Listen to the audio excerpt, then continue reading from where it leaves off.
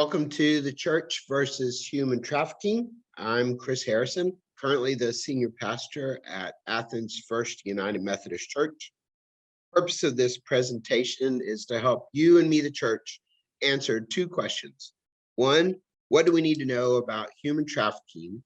And two, how is God calling us to get involved in the fight to eradicate human trafficking? This segment is about restoration.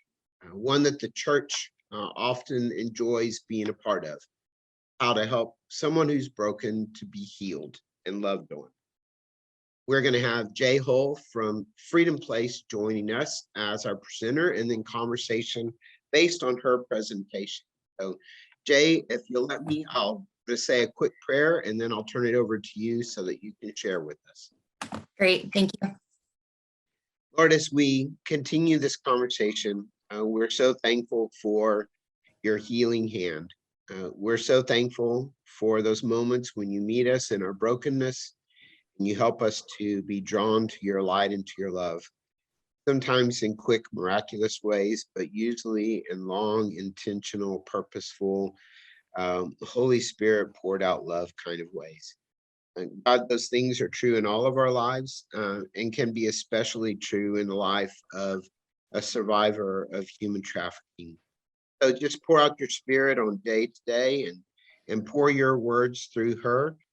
Help us, the church, to hear what we need to know from her and steps that we can take to be involved in the kind of efforts that she's given her life to in so many ways. Again, just be with Jay. May all of this be for your glory, Christ our Lord.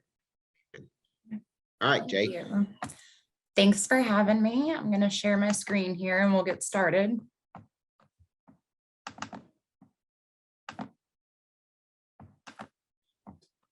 So this session on restoration, I just want to talk a little bit about Freedom Place and the restorative process for underage survivors of human trafficking. My name is Jay, like Pastor Chris said. I have enjoyed hearing everybody speak today, and I'm grateful for all of the efforts that you guys are putting in. Here at Freedom Place, I am the campus supervisor, and like I said, we serve a population of underage survivors of human trafficking. So the mission and the vision of Arrow's Freedom Place, we're a Christ-centered care and recovery center for commercially sexually exploited young girls, so CSA victims.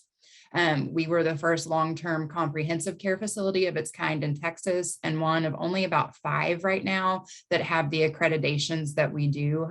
We are COA certified, and we also just recently received our Presidium certification, which is based on safety for kiddos and kind of safeguarding kids in care from any additional traumas. So we're proud to have both of those certifications. Our mission is to offer a successful path to freedom for American children who have suffered as victims of commercial sexual exploitation. So most of our residents are domestic to the United States. They are not international, and they do come to us through the DFPS and foster care system. So the population served, we serve all females currently at Freedom Place between the ages of 12 and 17, victims of commercial sexual exploitation or familial exploitation. Unfortunately, both of those can kind of go hand in hand, the familial along with the commercial. So we work with both pieces of that trauma. Most individuals are under the supervision of the Department of Family and Protective Services, or CPS. We do take private placements as well. And we have an intake coordinator, a staffing team that works pretty diligently to identify victims that are in need of our services and get them here to the facility so that we're able to provide that treatment. So here on campus, we do have therapeutic interventions provided by licensed clinicians. We have 2 LPCs currently, as well as an LPCS, which is a licensed professional counselor supervisor. They oversee our case management team, as well as interns and other clinical employees.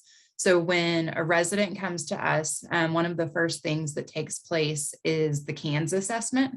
to assess where they are in their journey as far as trauma that has been experienced, needs that they may have, deficits in their circle of support, their care team, and ways that we can provide services to help them meet their goals. After that assessment, another piece of our clinical team is the BHS worker, so Behavioral Health Services. And they work with the residents very closely with their clinical team to build life skills, everything from driving school and job interview skills, things that will help them be successful moving forward. Okay. And then our educational services. So our residents attend school here on campus. It is a third-party charter school. We're bound by TEA regulations. So the girls attend school 8 hours a day on a regular schedule. Tomorrow will be a snow day based on the ISD that we're tied to. So they're looking forward to that. We have a low student to teacher ratio, and they work with the girls. They work on credit recovery as well as traditional classes. So depending on where they are with their credits and their level in school, they help them with their next best steps towards their goals, whether that's graduation, maybe it's getting back on track and leveling up to where they should be for age appropriateness, things along those lines. Okay. We also strive to meet the spiritual needs of our residents. We have programming provided by volunteers, local churches, and that's how Pastor Chris and I are connected, is through all the amazing things that KUMC has done for Freedom Place. That would be a whole different segment to explain all of that. So we're grateful for the local church for sure. We do provide opportunity for residents to attend church off campus and other opportunities provided by our marketing and development team. We've had Easter services provided here on campus. We do Bible studies, any way that we can kind of plant those seeds with those residents, so we know that when they leave here, they have experienced the love of Jesus. And we do Arrow is a faith-based organization, and we are also culturally sensitive to our residents. If they come in and they are not of the Christian faith, we're respectful of that. And we, again, strive to show them the love and the hope that is in Jesus.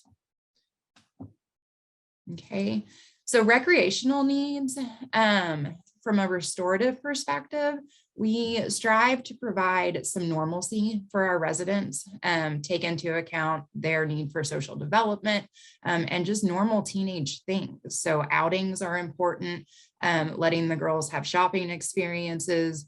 Here on campus, we provide yoga, art classes. They may take a sewing class, cooking. When they're paired with that behavioral health services worker, many of our girls have been certified food handlers, and so that will help them professionally moving forward.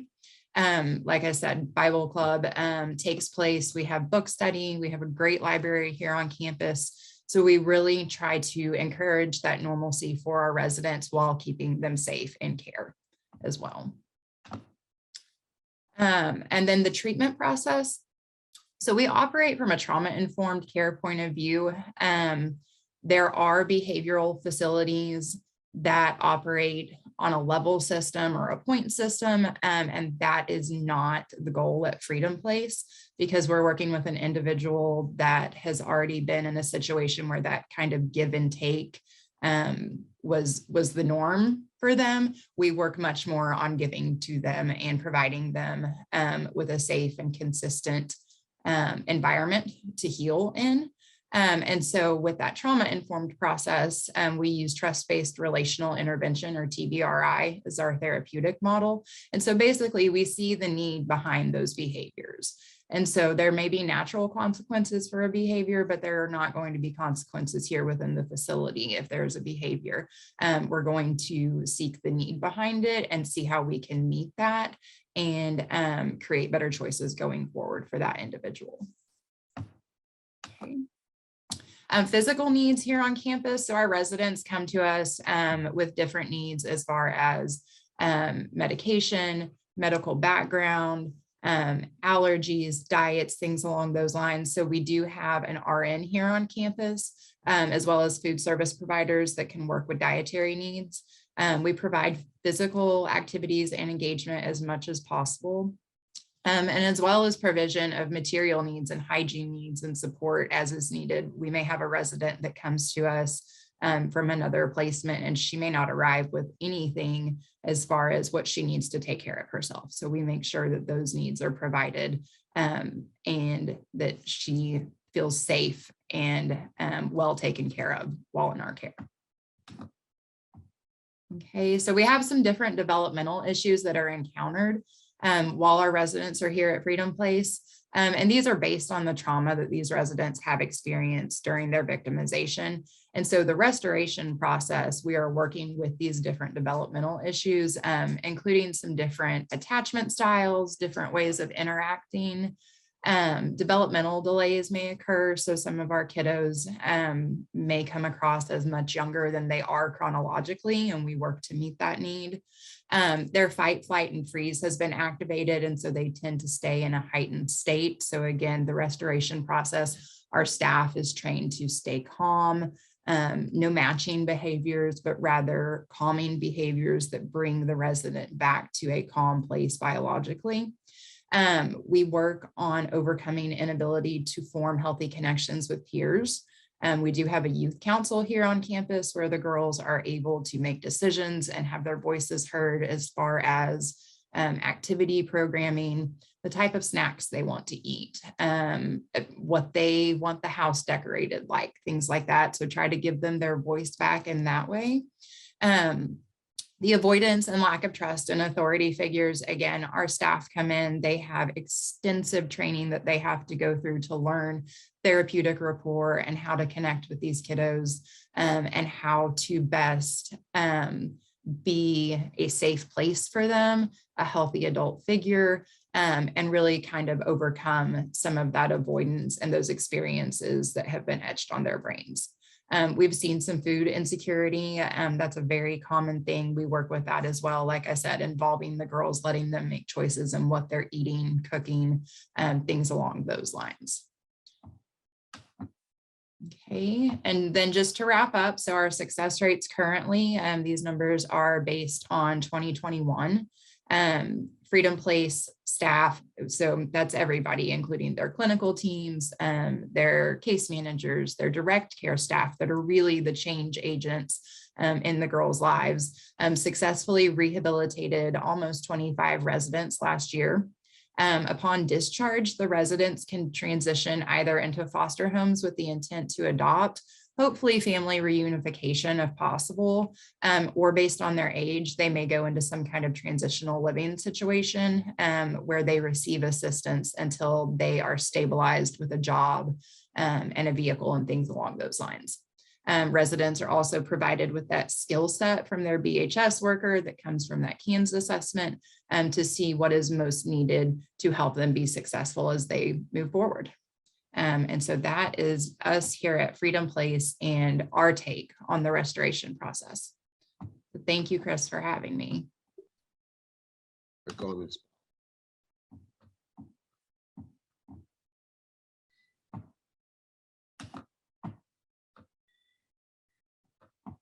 Thank you so much. Perfect, right there. Thank you so much for those words, Jay. I said at the beginning of this that there's two different questions we want to ask. And one is we want the church to hear and learn what they need to know. And then the second part is, how do we get involved in this? I know churches love restoration work. Churches love loving on people. I know that there are a bunch of different ways to do that, and a bunch of different places to do that. I found one in the Tyler area recently called Refuge of Light, and they're looking for a work team leader that can go out and help clear the grounds of the overgrown from the winter. I think a lot of times when churches think about what can I do to help with somewhere like a Freedom Place, we think of things like mentoring, or doing some of the work that in many times you already have professionals that are doing that work. And so that's not always the need for a place like Freedom Place. But you also mentioned that we've gotten to know each other, not you and I as personally as people from our team that have helped. So what are some ways that a church like Kingwood United Methodist Church can help a place like Freedom?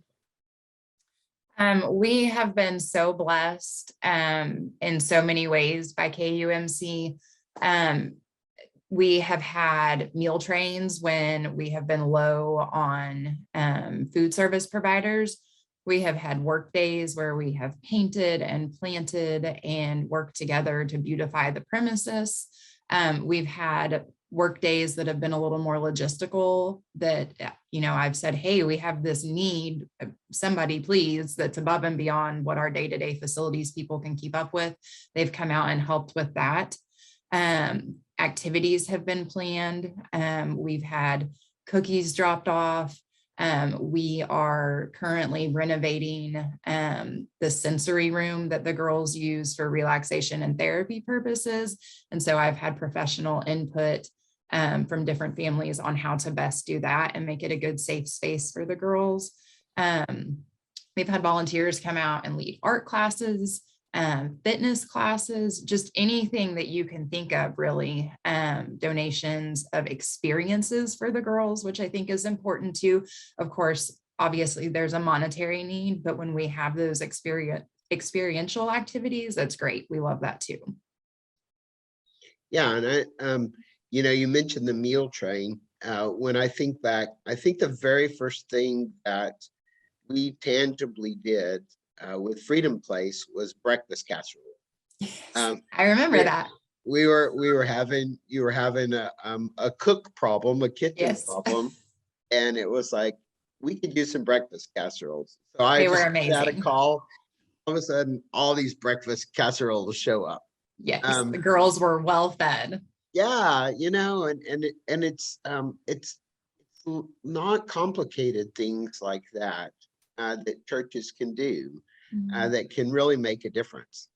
Absolutely. There's oftentimes, a group of men or a group of men and women that like to get out and do wood building projects that can help with facilities. I mean, I know so many facilities like Freedom Place that are residential facilities. You got facilities that need upkeep. Absolutely. And sometimes there's a groundskeeper or somebody that's hired, but it's oftentimes there's just an additional need for help that a church with a heart like that could find a place like yours and say, hey, can we come clean up around the lake? Seeing some of those lake pictures that you had in your presentation. We're grateful for that. We have 110 acres, and so it's a lot for one team to take care of. So we are grateful for that help. Yeah, that's a lot of grounds, right? And so I think that in terms of how does a church start to build those kind of bridges with a Freedom Place or another facility like yours? In my experience, there's usually some kind of a presentation along the lines of the information that I shared. And that may come from me, depending on the relationship, or our marketing and development department. But there's a group of people with an interest, and we do a presentation. So we go to a church, or maybe we have a luncheon or something along those lines. And then we find out who is interested and best suited for what role. Some people may want to be recurring volunteers and go through an onboarding process and a background check. Some people may just want to write that check at Christmas time. Both of those things are hugely helpful. But I think that initial contact is, hey, there's a group of people, whether it's 2 or 122, that are interested in how they can help. And once we know that that interest is there, we have the information to provide what the needs are. And I know after that, that connection is made, just like the work that you're trying to do. I think that the best kind of work that churches can do with places like Freedom Place are very relational in nature. It's not simply, let me drop off a big bag of clothes at the front gate. But how can we be more relational? How can we, under the firm guidance, and just a word for any church out there that's considering this type of work, and I hope you prayerfully will. When you are doing this type of work, there are rules you have to follow. Just it may be a bad analogy, but when I do prison ministry, we always say we're in the warden's house, and the warden's rules are the ones we follow. Doesn't matter if you like them or not. Those are the rules that you have to follow, because to keep the kind of environment of safety that they're trying to create, we need to follow those rules. The same is true of a place like Freedom Place. There are rules we need to follow. And so being able to go and to comply to those, but also to be an asset, a relational asset, and just a presence, and not just to the girls or the boys or the women who are being restored in those type of residential facilities, but to the staff. There's such, and you know this far better than I do, Jay, there's such a high turnover in staff in these types of cares, because you're dealing with a lot of trauma a lot of the time. All day long. And we all have our own trauma, every single one of us. And so when we bring that into that type of care, it can be very exhausting, and the turnover rate is huge. And so if you have a church group that not only has a desire to love on the residents, but love on the staff, that can Plenty make of a huge opportunity. difference. Absolutely. Yes. We're grateful for those employee appreciation days. Some of my best friends are people that I have met through the volunteer work and teams that have come into this facility. So very grateful for the support they provide to our staff as well. Awesome. And as you find out about facilities like this, don't sell short the power of prayer.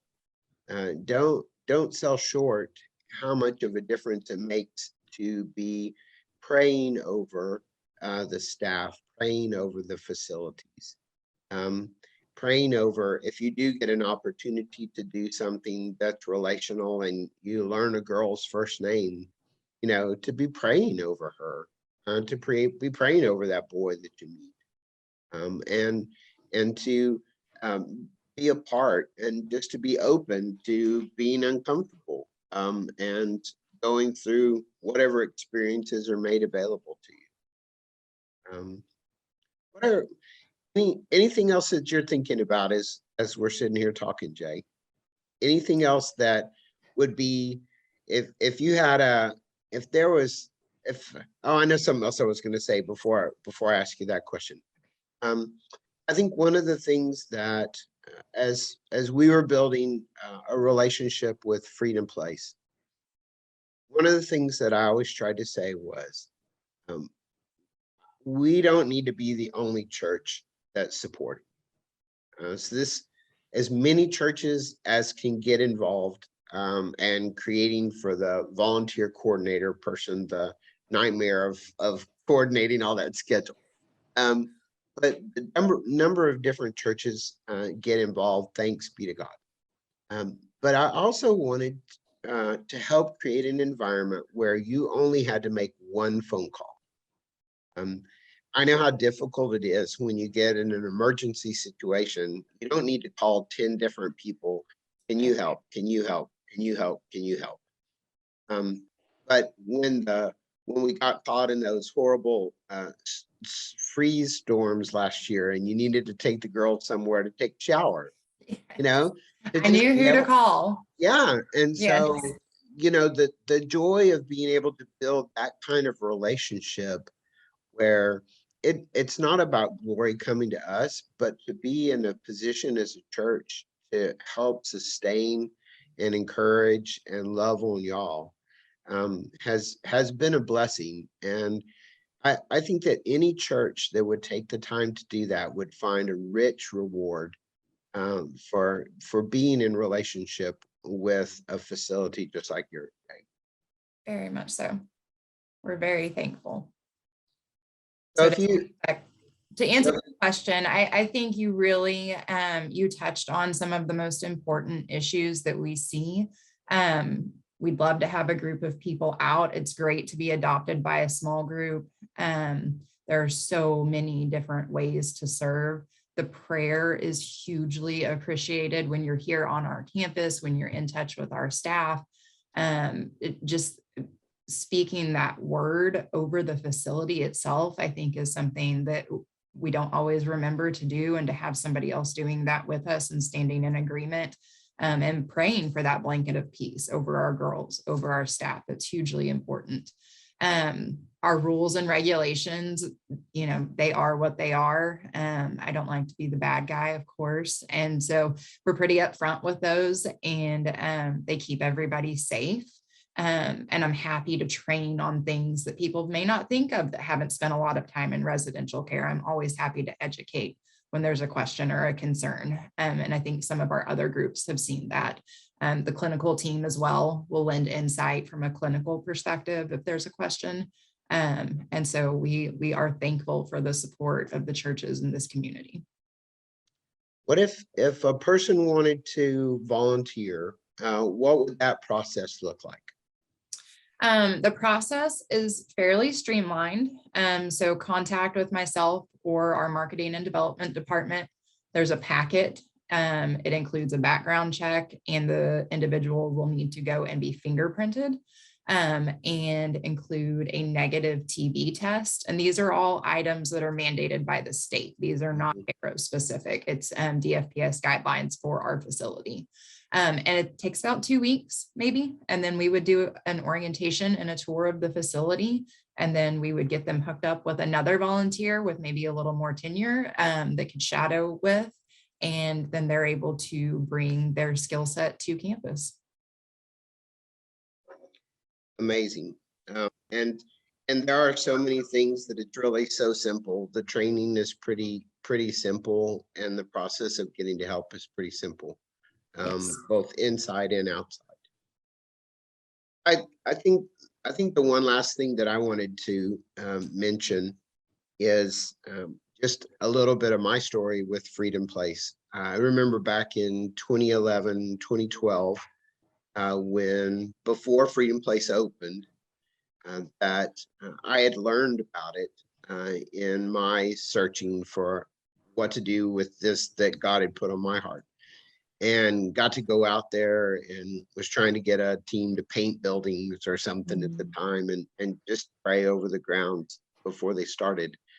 And then years later, as things developed in my ministry and my call, to be back in a place where I could then be in even closer proximity to make a difference. And I think that's the word that I want to share with the churches.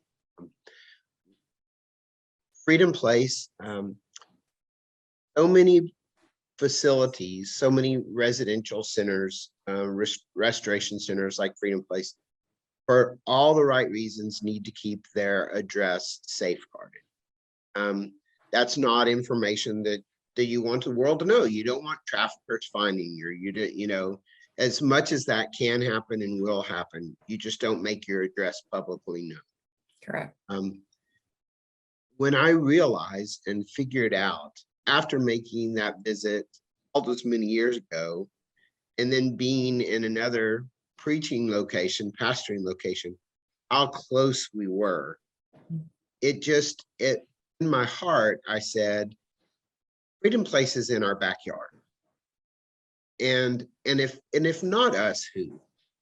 I mean, if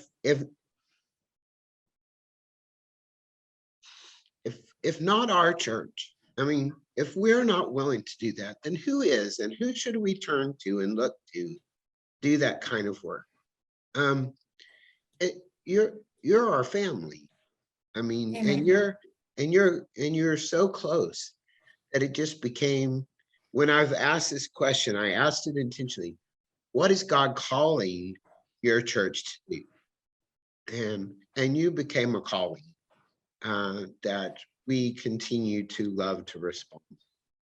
But that just close proximity just hit me of if it's not going to be us, then who are we taking care of? And so I'm thankful that you came on and gave us some insight into the restoration process, and that you just continue to be a champion for the girls and the staff and for Freedom Place, and welcoming incredible volunteers from Kingwood United Methodist Church and surrounding churches that want to come out and love on y'all as well. Absolutely. We're grateful for you guys and your example. Thank you for everything that you're doing. Thanks, Jay. Talk soon. Amen. All right. So our restoration section leads us next to our final section. And that's simply to ask the question, why should we care? So you got a little break. And when we come back at 5 o'clock, we'll tackle that last question. Why should we care as a church about human trafficking?